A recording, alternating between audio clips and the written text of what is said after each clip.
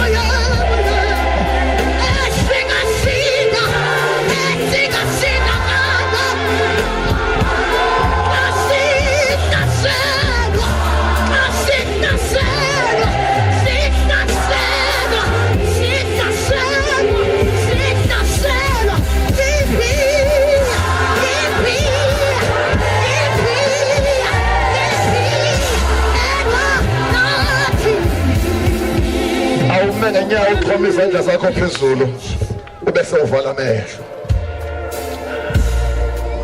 Lord Jesus, it's all about you.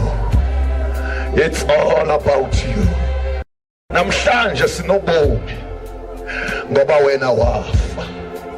Namhlanje singamanene namanenekazi ngoba wena waba lihlazo emthini welihlazo. It's all about you.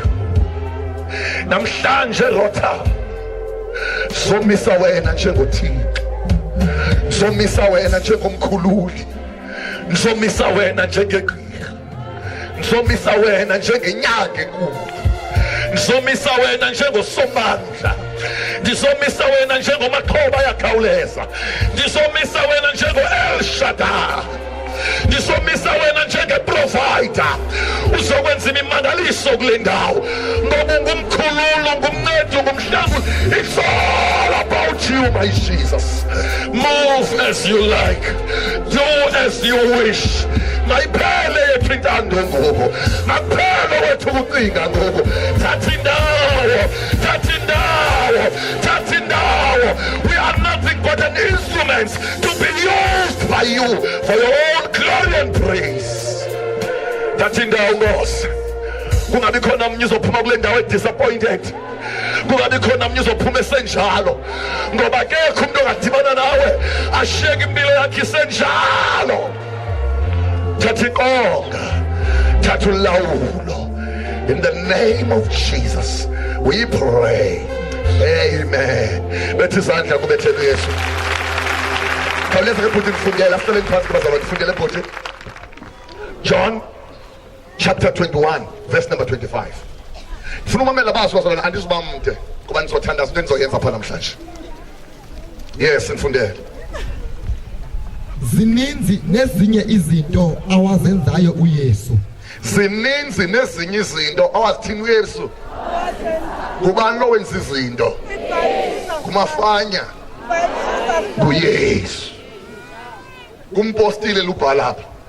Zininzi nezinye izinto awazenzayo ubani na? uYesu. Dlula bhuti.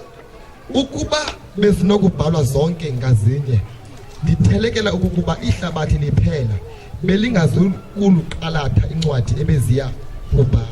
Uba ngaba yonke into uYesu wayeyenzayo emhlabeni yayinobhalwa phansi njengezi yazibhaliweyo, emhlabeni bingasubakho indawo yokugcina ezo ncwadi.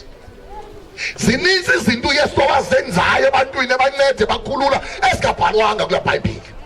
Ukhona uamene konzweni. Uthi ke xa edlula kombhali uthi babezibhaliwe ngengekho indawo yokugcina incwadi. Nansi into endifuna uyibambe kule ndawo. uYesu umenzi wezinto. Ukhona uamene konzweni. Mambelani bazalwane. Ukhona uThixo uTata, ukhona uThixo uMoyingcwele, ukhona uThixo uNyana. uThixo uTata unikele kuThixo uNyana ukuze egameni loNyana izinto zenzeke. Masithini amen noma sikhumbile. uThixo uhlele etroneni wanikela egameni kaNyana, wanikela kuNyana wakubanyana makwenzeke izinto in your name.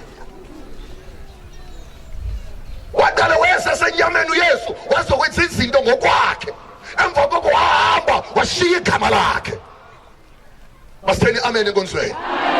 Elo gama namhlanje lisenza izinto zenzeke. Nangona uYesu wahamba ngowasenyameni uhlele ngasebunene kayise, kodwa ushiya igama lakhe. Igama lakhe lisenza. Ngawuthi igama lakhe lisenza.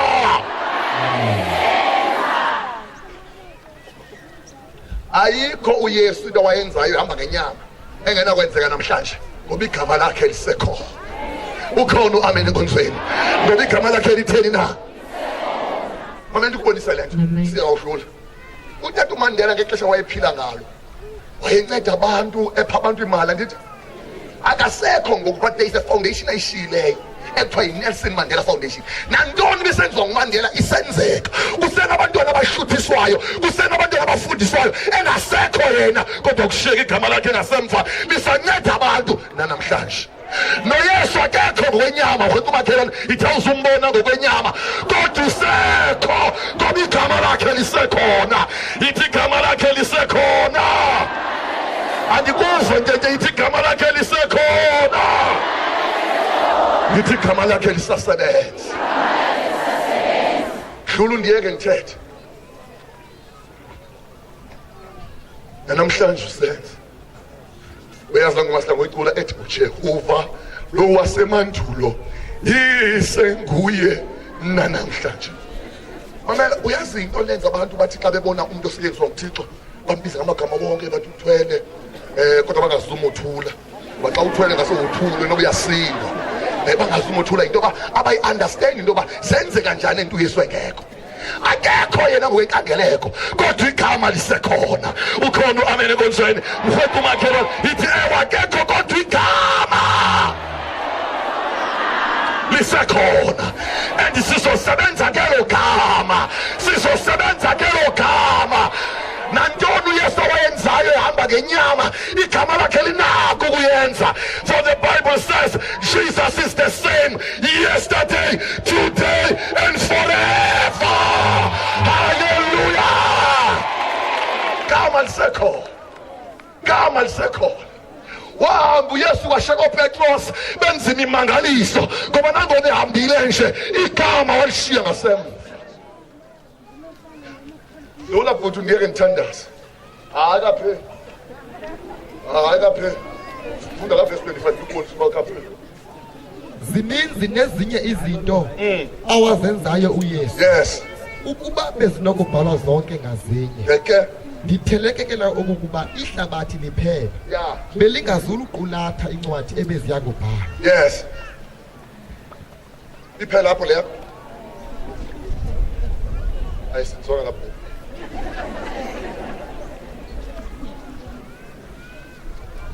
Funda qala ku verse number 23.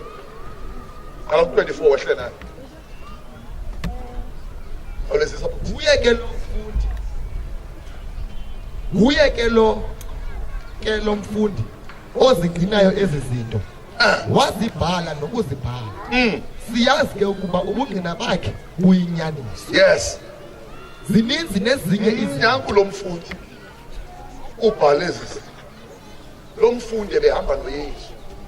Wabhala izinto ezenziweyo. Amen nbazalwa. Sothandaza ngoku. Isitori sika Yesu sinyani. Nyani kulo mhlaba kwakwafika indoda eyayivula amehlo abantu ababonileyo. Nyani kulo mhlaba kwakwafika indoda eyayiphakamisa isiqhwala. Nyani kulo mhlaba kwakwafika indoda eyayivusa abantu abafileyo. Khwethu makhelwane ithi asangodlala xa umakhelwane inyani lento umxelele. Xa ithi asangodlala xa umakhelwane inyani lento. Mamela ke. Ndithi kuwe ithe xa ihamba lendoda. Yashiya ntoni ngasemva? Igama layo. Yayazi iBhayibhile kwincwadi yamaFilipi ithini? Ithi kwincwadi yamaFilipians ithi uThixo umnikeza igama elingaphezu kwamagama onke. Ukuze egameni likaYesu onke amadolo enze njani? Agobe. Baleka ke ngoku uye kuMarko chapter number 16. Wamhle manje mfana. Chakani. Dela mhle nawe. Funda ke Marko chapter number 16. Kala ku verse number 15. Khawulezisa. Kodwa umakhelwane baseyikumbile ithi ngomsadini sezawuqina. Xele. Ngomsadini sezawuqina. Ngomsadini sezawuqina uchase. Sineka malamagama sinegama lika Jesu thina sinegama malamagama uthina. Funda t-shirt, fundele t-shirt. Wathi ke kubo, hambani niye kulo lonke ihlabathi. Nizivakalise indaba ezimnandi kulo lonke. Ngifuna ukubonisa yona. Le ndoda ilungiselela uhamba ngoku. Indlela yayo seyibona. Itrainer abo bazawushare. Hambani niye kulo lonke ihlabathi. Niyovakalisa indaba ezilungileyo kuyo yonke intoni indaba. Right? Lowo ukholiweyo abhaptizwe wosindiswa. Yes. Ke yena ongakholwanga wogwetshwa. Ngeke Nansi imiqondiso. ake sitheni imiqondiso. uqumbile ithi imiqondiso. Bazalwane, igama lika Yesu nevangeli esishumayelayo inemiqondiso. Xela makhelo uqumbile ithi imiqondiso. Mhlawumbe usecaba ukuzobukela, nje ngoba mema nolazobukela ngoba akho sosono ukubukela enkonzweni. Xelele ithi inemiqondiso levangeli. Xelele ithi yaphila lento. Nansi imiqondiso ezawulandela abakholwayo. Dlula. Eyakulandela nabo bakholwayo. Yes. Bayakuthi egameni lami bakhuphe idimoni. Mamela ke, ufuna umamele nawe ungasemva. Ngoba izawuqala apha indaba. Uthi abakholwayo bazawuthi egameni lami bakhuphe. Ngamanye amazwi uthi Yesu uSathana akanaxesha lomthandazo wakho omde. Noma xa uthandazayo kuSathana ungathi uzithuke njengoba abantu bezithuka uthi umadolwa nzima lo muntshuntshu noba usithini akanaxesha laloo nto uSathana. Noba umthandazo kwangamde agqiba 10 hours akanaxesha laloo nto uSathana. Kodwa into yoyikayo ligama lika Yesu. Uthi Yesu egameni lami bazokhupha. Egameni lami bazokwenza njani na? Jonga xa uphuma ke bana kuvusela nizokufaka amandla. But andifuna uthethe inyani emveni bantu wafakile amandla uzobaleka uSathana kodwa uzophinda kuye ngoba uSathana unjengenja inja uthi uyikhupha iphithifozololo iphinde izokroba xa yabuya zokroba ndingekho uzuyazi uba ikhona kodwa into nayo ligama lika Yesu. Mamela ke xa kubuya laa nto ukrwishayo, xa kubuya laa nto ukudlwengulayo, xa kubuya laa nto idlala ngabantwana bakho usungathandazi, usungalili ngoba inyembezi zeminyaka sinedido. Kodwa uthi Yesu egameni lam khupha le dimoni, egameni lam khupha. Uzujongana nedimoni uthi dimoni ndini ndiyakhupha endlini yami. Enough is enough in the name of Jesus. Get out Sathana. Phuma ebantwaneni bam, phuma enzaleni yam, phuma esimalini sam. Hayi bazalwane, kanti kuthini ukhupha into na? Ingxaki yakho wena uSathana akukrwisha kangaka into yoba qhoke ukukrwisha umane umthandazela. Thixo somandla, Thixo sibazothina abantu, Thixo somandla ndiyakholwa, kodwa Thixo somandla, kodwa Thixo somandla. Ayinaxesha Thixo somandla idimoni. Inye idimoni into oyijongileyo kukhutshwa egameni lika Yesu. Wantshuka idimoni ithini? Ndiyakukhupha egameni lika Yesu. Uyabaleka uSathana ahambe athi shubile madoda. Kodwa umakhelwane ithi uyawulela uncame ntanga idimoni sawukrwisha mxelele. Mxelele ithi idimoni sawuhlala ngabantwana bakho. Uyawulila uncame udule ikhuphe ngorhweqa umakithi awukoneli na wena kunini udlala uSathana awukoneli na mbuze ithi awukoneli na yewethu bawonele hamba namhlanje uyojongana noSathana uthi Sathana phuma endlini yami ngegama lika Yesu, hambe emshadweni wami ngegama lika Yesu, hambe ebantwaneni bami ngegama.